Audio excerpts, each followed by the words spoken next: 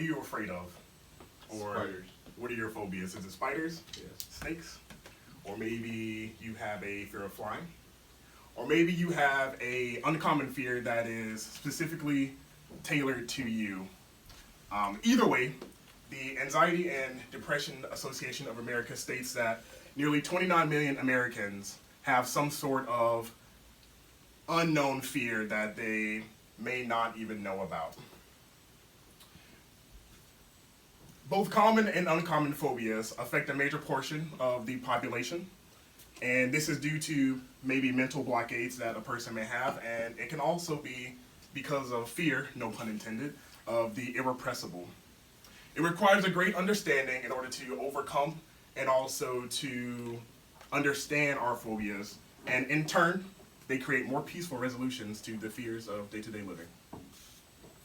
In this speech, I will be talking about a few things. First, I'm going to talk about how phobias come into fruition.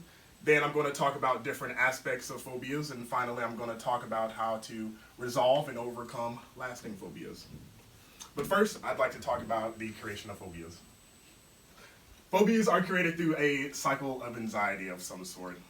In an article by the Huffington Post, written in 2010 and last accessed in April of 2019, it states that fear is a natural reaction in the body, and it's supposed to leave once that action occurs.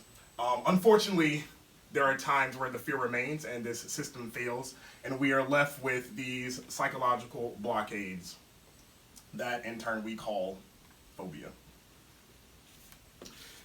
Phobias feed on the remaining anxiety, and this adds to the cycle and creates more phobias.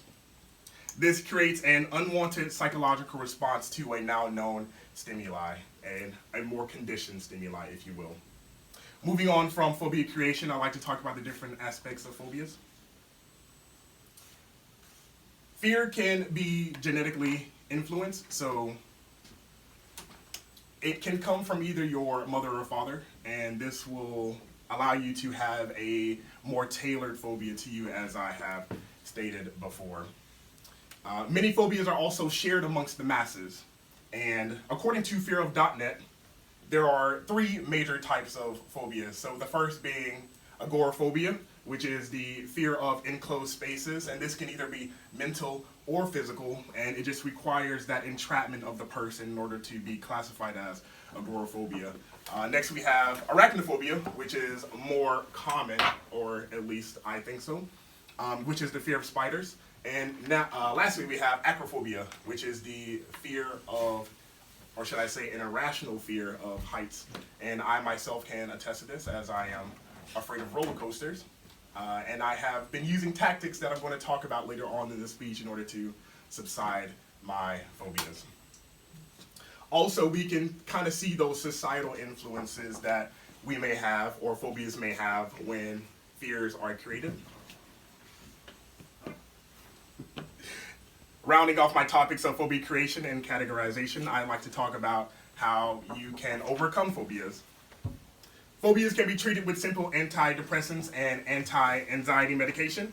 And however, many studies have shown that herbal remedies have been proven more effective. So this means THC oils, your CBD oils, and even actual recreational marijuana usage.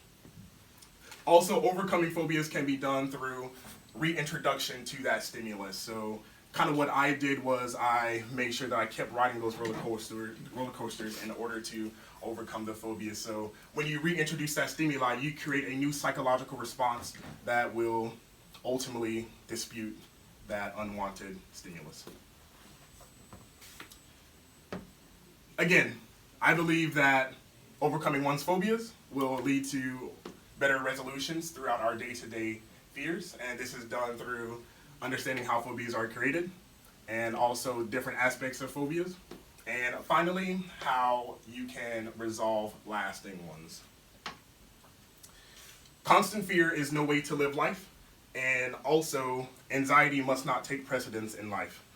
So no matter if it's fear of snakes, or maybe spiders, or maybe enclosed spaces, or like myself, you have a fear of heights, finding new coping mechanisms will ultimately lead to a better you.